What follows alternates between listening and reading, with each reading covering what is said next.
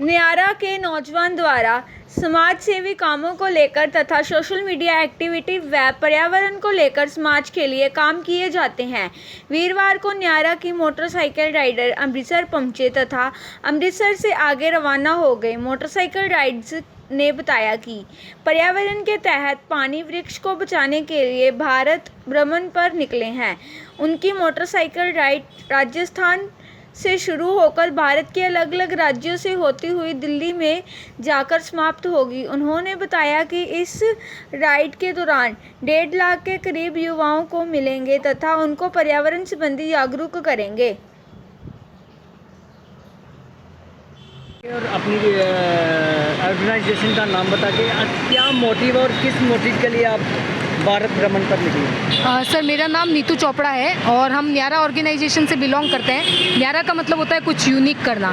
तो जो 20 साल से कम उम्र के जो युवा है उनको हमारा ऑर्गेनाइजेशन जो है रिप्रेजेंट करता है। और पहला ऐसा ऑर्गेनाइजेशन है जहाँ लीडरशिप, आप देखिए 17 से 20 साल के बच्चे जो है वो देश चला रहे हैं। तो हमारे ऑर्गेनाइजेशन की सोच यही है कि हमारे ऑर्गेनाइजेशन में वो युवा जो कि अपने प्यार और प्रयासों से देश के हित के लिए कुछ करना चाहते हैं, तो वो हमारे ऑर्गेनाइजेशन के लोग हैं। और अभी हम निकले हुए हैं प्रयाण प्रोजेक्ट के लिए। तो प्रयाण जो है वो है जल संरक्षण और पर्यावरण संरक्षण की अद्भुत यात्रा। तो हमारा जो पिछला रिकॉर्ड अटेम्प्ट था, न्यारा के नाम पे एक वर्ल्ड रिकॉर्ड और 2 जो है इंडिया बुक ऑफ रिकॉर्ड है। तो हमारे पिछले रिकॉर्ड में हमको अनिल सर जो थे, जिनसे हमको प्रेरणा मिली, जो पद्म भूषण अवार्डी है और जिन्होंने पर्यावरण के लिए बहुत कुछ किया है, तो उन्होंने बताया था कि बच्चों बाकी सब कुछ अच्छा कर रहे हो, लेकिन युवा जो है देश की ताकत है और अगर युवा ने पर्यावरण को नहीं बचाया तो हम बहुत बड़े सदमे में आ जाएंगे। इस संबंध में आप कितने युवाओं से इस भ्रमण में बात करेंगे? अभी हम 1 लाख युवाओं का हमारा टारगेट है। हालांकि कोरोना की सिचुएशन को देखते हुए हमको काफ़ी समस्याएं आ रही है, क्योंकि आपको पता है स्कूल कॉलेजेस उस तरीके से खुले नहीं है। खुल भी गए तो अभी भी पालना होते हुए आधी क्लासेस लगाई जा रही है। तो हम क्लास से क्लास में जाकर के सेशन करते हैं, मतलब 50-50 बच्चों से जाके। तो हमारा समय भी जा रहा है, कहीं कहीं पे हमको सहयोग भी नहीं मिल रहा है, पर देखते हैं कहीं ना कहीं निकले हैं तो जहाँ चाह वहाँ राह होती है।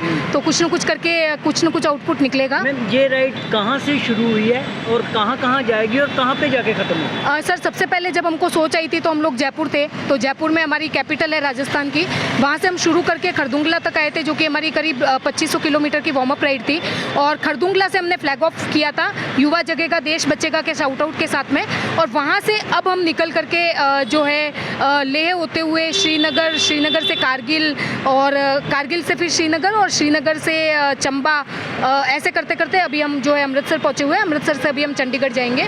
तो करीब देखा जाए तो हमने जो है यूटीज़ और स्टेट मिला करके 4 कवर कर लिए और करीब यहाँ तक मेरे ख्याल से हमने करीब 2000 युवाओं से तो इंटरेक्शन कर लिया है अभी।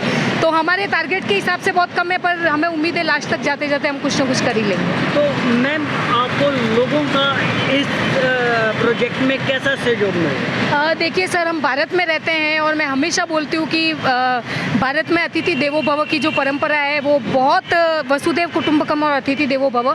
तो ये हम हर जगह पे एक्सपीरियंस भी करते जा रहे हैं, क्योंकि हम बिना पैसे लिए निकले हैं और हमने इसको एक जन आंदोलन नाम दिया है। तो जन आंदोलन मतलब आप ये देखिए कि पानी की बोतल भी हम बाहर से नहीं ले रहे हैं। तो हम गांधी जी को याद करते हैं असहयोग आंदोलन की तरह, पर ये सहयोग वाला आंदोलन है, ये असहयोग आंदोलन नहीं है।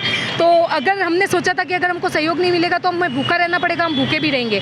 तो आप देखिए 5 स्टार से लेकर के डॉर्मेट्री तक हम सब जगह पे रुके हैं और बड़ा ही ये रोचक एक्सपीरियंस हमारी ज़िंदगी का रहने वाला है कि 28 स्टेट आप बिना पैसे के ट्रैवल कर रहे हो और आप वहाँ पे अजनबियों को अपना बना करके लौट रहे हो। ये आपका प्रोजेक्ट है जिसपे आप पूरे भारत भ्रमण में निकले हैं और पानी के संरक्षण के लिए आप लोगों को समझा रहे हैं जी।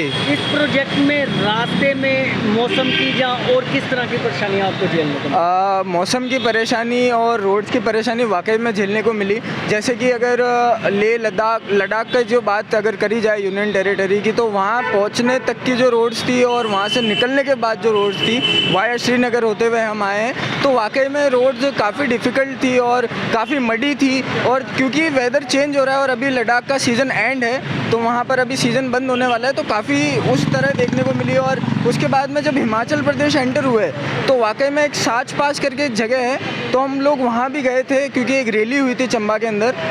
तो डेफिनेटली नो टार रोड्स थी। नो टार रोड्स का मतलब है ओनली पत्थर, ओनली भाटे, और उन पर चलाना क्रूज़ गाड़ी को, ये क्रूज़ है, तो अगर क्रूज़ को उन पर चलाना, क्योंकि इसके शॉकर और ये सब कुछ बहुत अलग होते हैं, तो अगर गाड़ी के मुताबिक देखा जाए और रोड्स के मुताबिक देखा जाए तो इसने बहुत साथ दिया है, और रोड्स वाकई में बहुत टफ थी। तो अच्छा एक्सपीरियंस था, वन टाइम एक्सपीरियंस। अगला